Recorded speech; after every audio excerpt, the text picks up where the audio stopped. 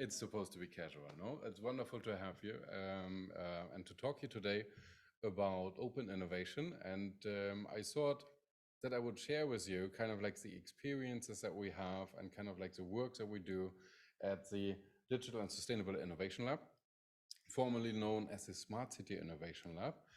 But I will get into that in a second. So what I brought to you today is like I want to give you like an overview, and while we had like, let's say, a high level overview from Macau, and now thank you. And then we had like a more kind of like, on the ground perspective from Brazil. Now this is like another perspective also like on the ground work and how we live open innovation. And potentially I hope that I can provide like some ideas for the implementation challenges that you're facing. So, but before we start, maybe like a couple of points on the Digital and Sustainable Innovation Lab. So we started this, or I started this actually in 2016. And since then, we are mainly funded by European projects like Horizon projects. It used to be Horizon 2020, and now it's Horizon. And in that kind of context, but also like with industry partners, we are working like with 50 plus partners. I think there's like many more than we put here like on that logo. At the moment, we have a team of 4 people, but we're hiring 2 more actually, working on the projects that we do. And we also have like external partners for our innovation works, which I will show you in a second. So I actually just like a couple of words without going too much into detail. So as you can hear from my accent, I'm originally German, not Portuguese, and but have been here like since 2015. And I'm a professor at Católica Lisbon for strategy and innovation. I'm the founder of the Digital and Sustainable Innovation Lab, but also like the academic director for the Lisbon MBA. And I teach strategic management of innovation, I research strategic management of innovation, and I practice strategic management of innovation. So in a way, no? Because it sounds nice, right? So it's like strategy and innovation, exactly. So now this is our team where we have like PhDs, postdocs, research assistants, but also project managers and everything that's IT work. And you see why we have IT work is external now with agencies that we work with. We used to have that internally. But this is something that I wanted to like kind of share before we go into like our open innovation initiatives, which is our impact pyramid. And impact pyramid, why? Because like when we started this lab, the idea was like, okay, how can we be meaningful in this world? And especially considering that we do funded R&D projects, we like in these funded R&D projects, we do research and like high level research in A-star, which we published in A-star 4-star journals in the world. In there, like we develop frameworks which go into our teaching that we apply then in MBA programs or also executive education, which also goes into an online platform, like the best practices that we have there. And afterwards, we do outreach and work together with partners or also like having like these kind of events, right? So on all of these levels, we gather feedback and we integrate it then back again into our development work and get more projects. Okay. So this is just like an overview of what is our plan for 2023, 2024, not going into detail here. But for instance, like one of the projects we are working on at the moment, and we're working a lot with the energy industry. So that's like, this is a Horizon project, and the Horizon framework is like the biggest innovation funded framework within the European Union. And we have been working on that like with many partners since 2016, actually. I think this is now probably like the 5th or 6th project that we do.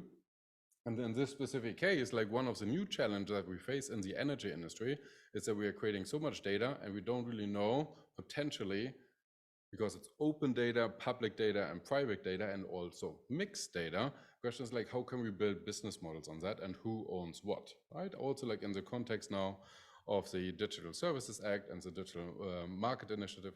So we are working on this and working together with partners, developing new business models and setting up like Also within the European Union, we are part of the Bridge framework, and the Bridge framework is like a group of people, like all of these projects, that bring together like the knowledge that we develop internally, that are then developed as recommendations. So this is like one of the things that we are working on.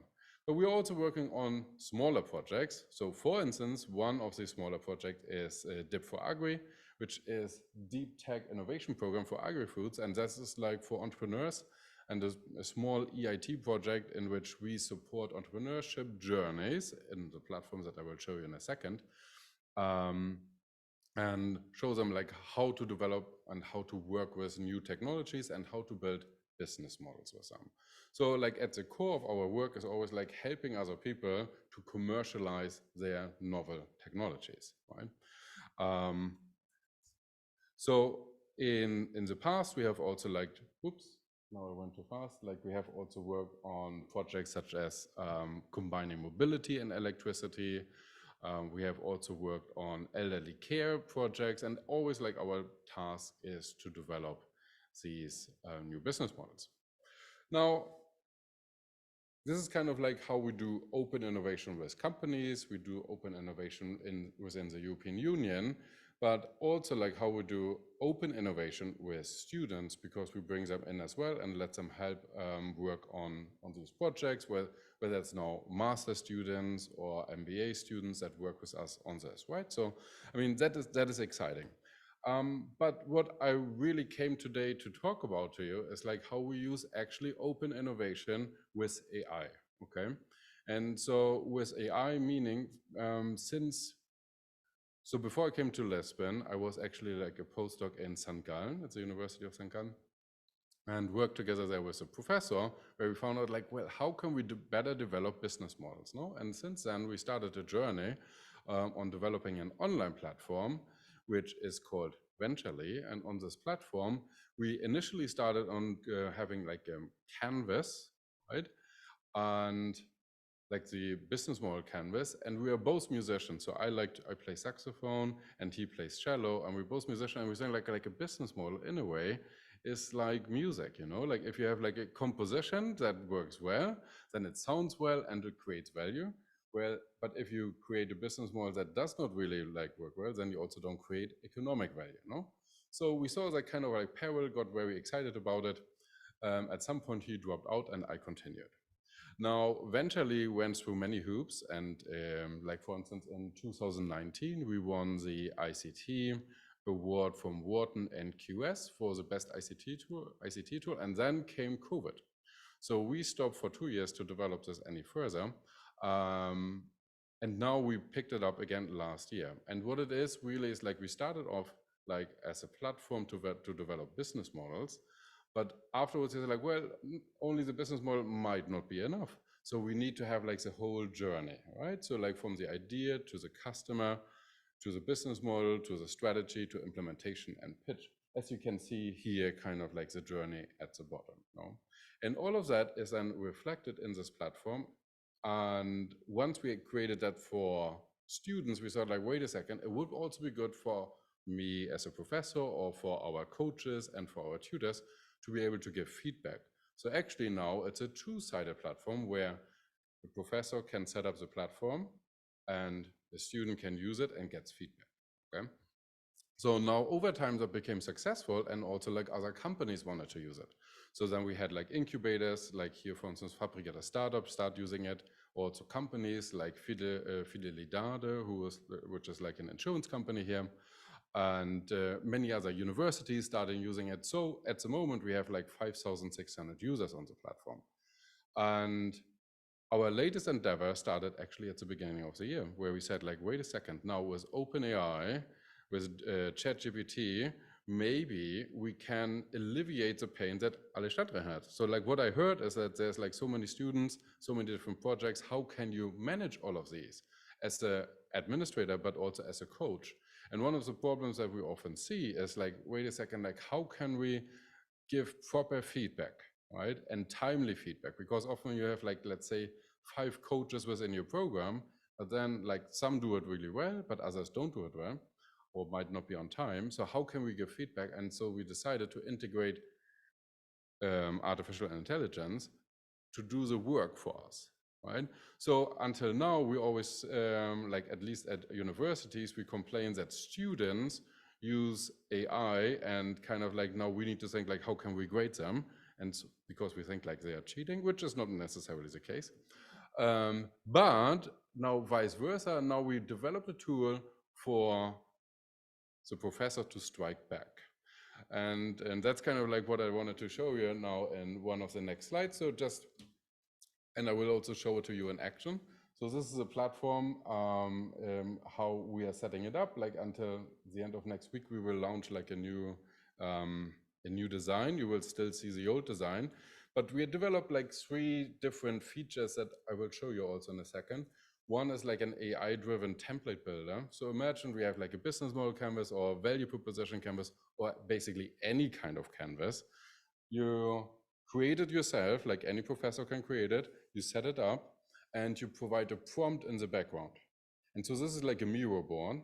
And then once you created it, you give it to the student and you say like, okay, please fill this in. And then the AI takes the content of the template plus the prompt that you provide and gives feedback. But you decide like, do you want to automatically send it to the student? Probably not, because you want to read it first.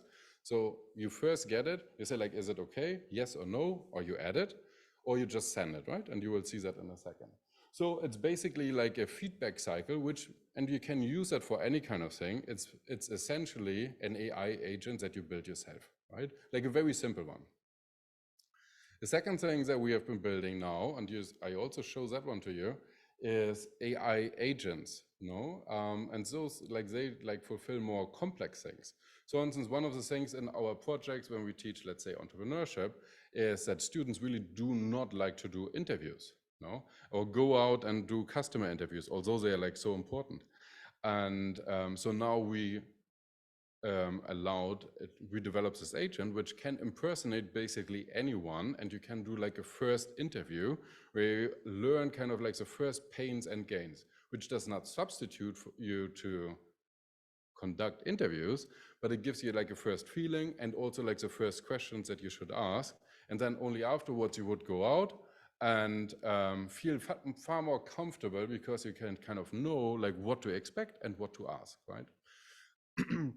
We also develop now, which is interesting for companies, an agent that develops ideal customer profiles. So that is specifically in EU projects, we often have that companies develop a tool or a technology, but don't really know to whom to sell it to, right? Which is like, that happens quite often. And so like with these agents, you describe all of it, all the technology and all the features, and then it finds basically an ideal customer profile. And the list goes on, right? So like we're building more and more bots, and like one of the next one that comes out is also like just a business plan, right? Where we ask you like for 6 inputs, and then afterwards we develop like a business plan for you. And the ultimate goal will also be like towards the end of the year that all of these bots are actually connected to each other. So where you just go for the first one, where you say like, okay, this is my idea, and then each bot fills in content, and essentially, you don't have to do anything anymore, right? I'm kidding, but of course that's not the case, but it helps you. I mean, this is like fast tracking innovation, essentially, right? That's what we want to do with it.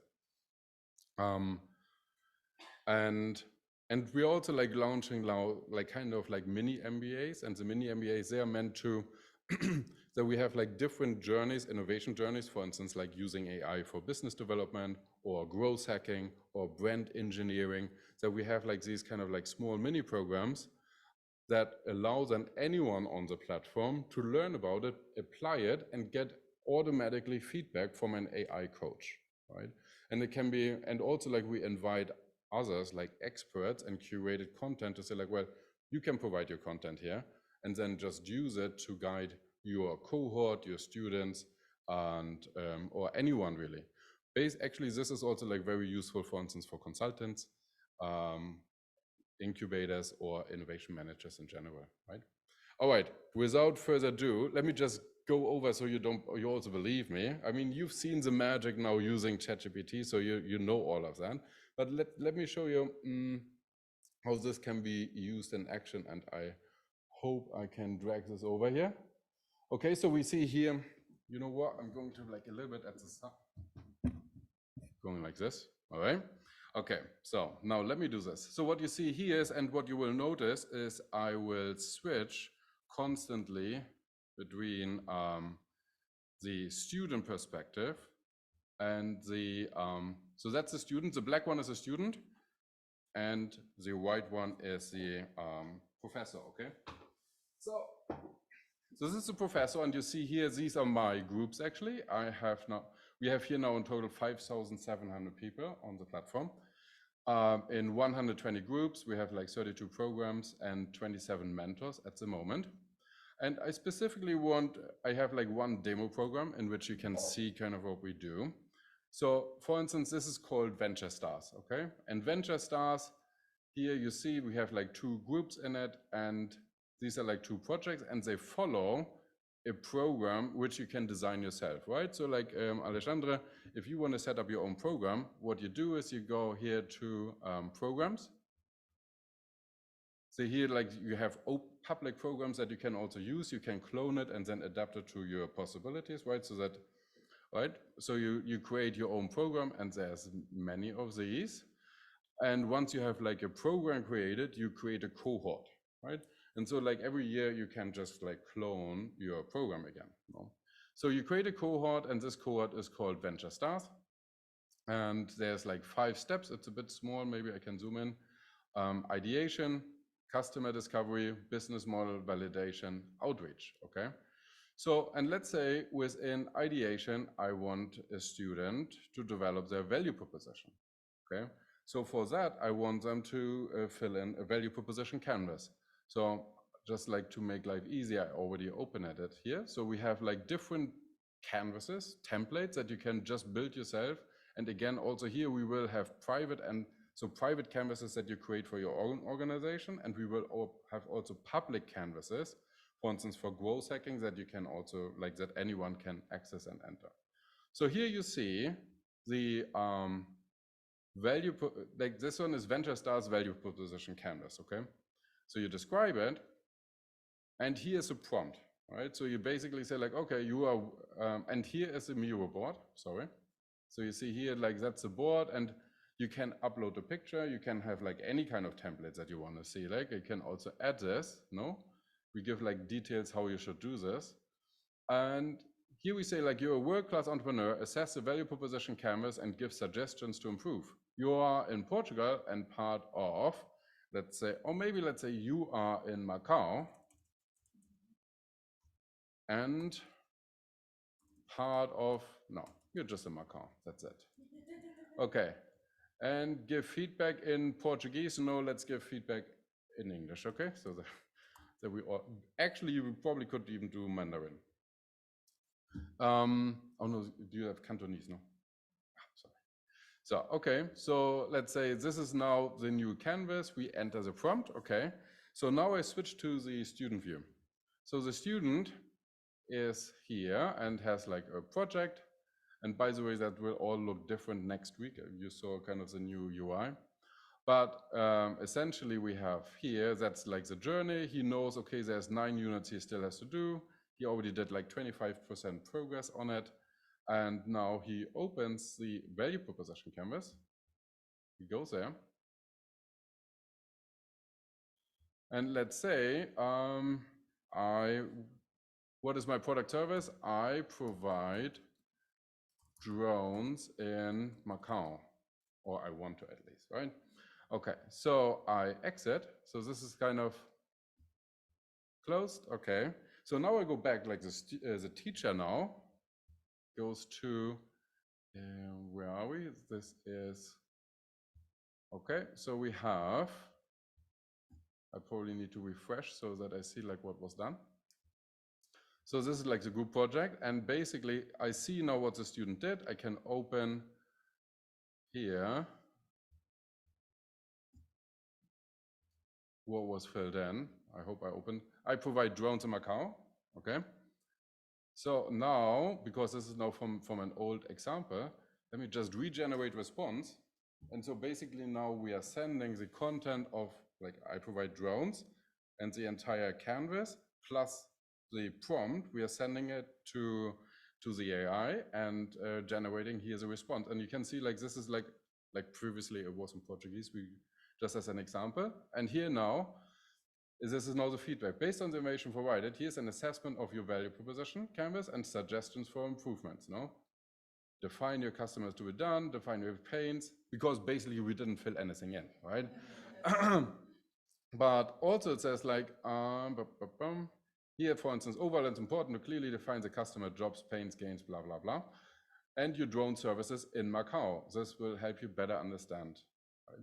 So this gives, and we can also say, like, what I find specifically interesting, like once you build this as a, so you build this here, you can say, do you want to use AI, yes or no? Because some things do not require AI. And you can work with many students on it or users. Do you want to automatically give feedback? Imagine that feedback that you just gave, and Alexander, imagine you have like 100 startups, no? And you optimize the prompt and the canvas. At some point, the answer is correct, right? And at that moment, you switch from auto feedback to, from no to yes, right? And then basically it runs through, especially for things where you feel like this is not super important, no? And you can also limit kind of like the length. So, I mean, this was pretty long and sometimes you might not want to read so much. Also, what we're adding is now feedback from the student where the student says like, this was helpful, not so helpful, or not helpful at all, so that you know whether your prompt works actually well, right? Okay. So, and once that's the case, then basically you would say like, you can edit it. You can also add like your own comments to it, and then you send it, right? And at scale, you can give feedback to 50 startups, right? Really fast. And optimizing this over time, and then you get feedback and get comments here. So whereas before it was students sharing, or yeah, you know, like anyone sharing with us AI content, now we can reply in response, right? That's kind of the idea behind it. So this is like one of the things that we do. The second thing that I find also very valuable is like the AI agents that we build, AI bots, you see that here, and just as like a second example. And there's like more coming, this like just for us here. Now, for instance, I mentioned earlier that students don't really like to do customer interviews, no? Or anyone, like actually no one likes to do customer interviews really, no? So, but let's say we are like our product, let me zoom in.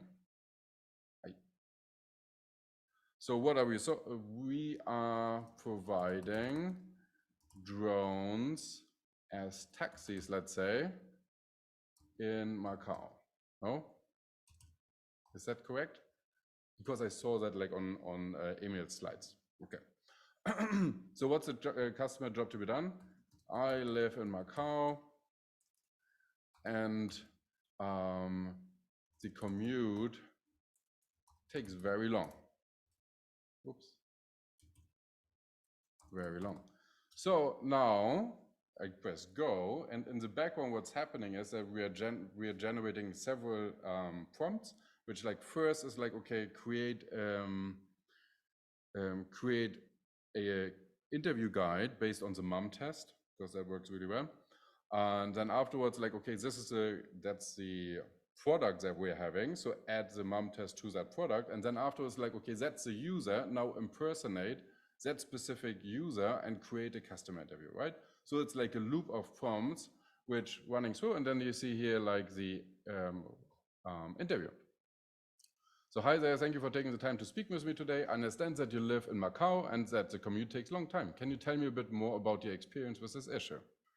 And they're like, well, sure, the commute in Macau can be quite challenging. Traffic congestion during peak hours makes it really time consuming to get from one place to another.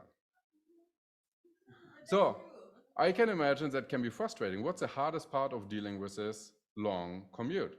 Well, the hardest part is definitely the amount of time it takes, and it often, well, spending hours on the road. So let's say once we are heading, so you see like it's,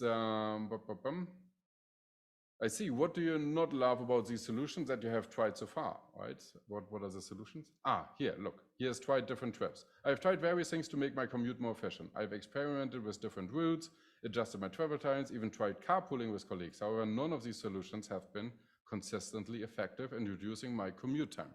No? And so basically it continues and then reaches also like the drone point. No? And why is this relevant? Because that is essentially open innovation with AI. No? So like things that we do not know and where we need to have like external input, this is like, and again, this is not necessarily the full truth, but it already gets you like a step further and a lot faster. And this can be part of all the innovation journeys, like anywhere, and kind of gets you closer to reality. And the first step, in this case, to an interview, and in other cases, to, for instance, like what is your ideal customer, what's a business plan, what's a good persona. Essentially, this works really well, and we see it as an blended innovation, right? It's kind of like a fast track to innovation using AI. And the idea, what we actually have here is that this in like, let's say in Q1 next year, we want to have like an AI agent builder so that a company or university can build their own agents in the background, put them on and integrate them into the innovation journey, right? That's kind of like where we're heading. At the moment, we still have to do it, but in the future, it would be someone else. Maybe, for instance, you can also have, let's say, identify competitors just to see that there's like different ways of getting output. What is my background? I am providing, am I on time actually? I'm getting ahead of, I'm providing drones for taxi rides. What time is it? Oh, it's time, no? All right, give me, so we see that here, like this will be like the last output, and then I switch back to the presentation. We see now, basically it's the same thing, but we are creating now a competitor list for this AI drone thing, right? And this can be adjusted and changed to anyone's need, and it saves also like into this innovation journey, right? Which is quite neat. What do we have here? Velocopter, EHang, Airbus, Uber. Okay. So it gives, you know, like it's high level, but it gives you like a good start, right? Okay, and with that, I would like to just switch back. So we have, again, there we have like, oops, many users and actually going now, once we have like the new AI, like the new UI next week, then we will also like populate it more around the world. And we have like two arms. We have like the arm like where we support this for free. For instance, Greenovation, that's like an initiative in India with 20 universities, and there we provide this for free, right? But like for corporations, let's say for instance, like Fidelidade, of course, then we have to charge, since we also like every single prompt costs money. You know how that goes. Okay, and also like the development of this, of course. No? All right, so I hope that I could provide you like an insight on like how we as a lab try to kind of do digital innovation and how we work together with companies, how we work together like in education, but specifically seeing like, okay, how can we do open innovation in with AI, right? Okay. All right, thank you.